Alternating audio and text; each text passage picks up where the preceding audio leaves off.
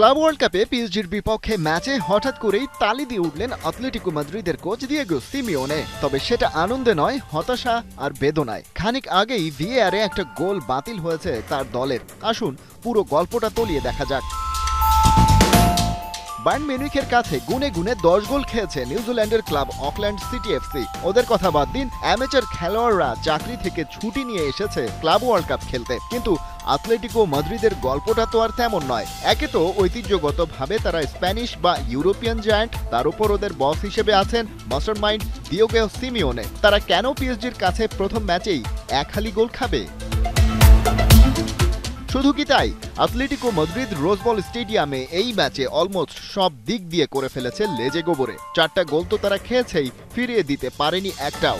একই ম্যাচে ক্লেমো লংলে দেখেছেন লাল কার্ড, স্টপেজ টাইমে পেনাল্টি থেকে একটা গোলও হজম করেছে মাদ্রিদ জায়ান্টরা। দিয়েগো সিমিওনে ক্লাবটার দায়িত্ব নেয়ার পর এত কিছু একসাথে এক ম্যাচে কখনো ঘটেনি।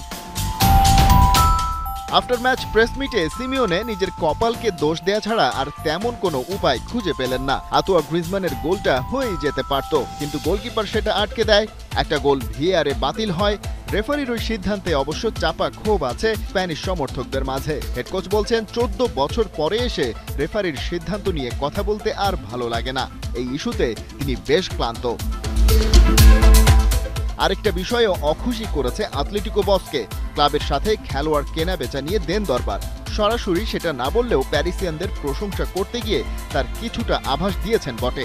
বলছিলেন লুইস এনরিকে তার ক্লাবের কাছে ভালো একটা লেফট উইং চেয়েছিলেন। পরের জানুয়ারির উইন্টার ট্রান্সফার উইন্ডোতেই কাবিচাকে আনতে 70 মিলিয়ন ইউরো দিয়েছিল ক্লাবটা। তরুণদের নিয়ে দারুণ একটা দল গড়ে সেটা নিয়েই মহাসাগর পাড়ি দিচ্ছেন এখন এনরিকে।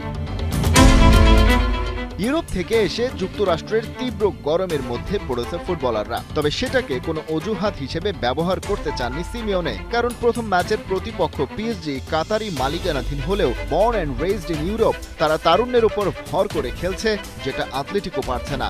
প্রথম ম্যাচের সমীকরণ অন্তত তাই বলে। তবে লড়াই আরও বাকি। ঘুরে দাঁড়ানোর চ্যালেঞ্জটা শত বাধার পরেও জয় করতে চায় ওরা। খালিদ জামিল, একাত্তর।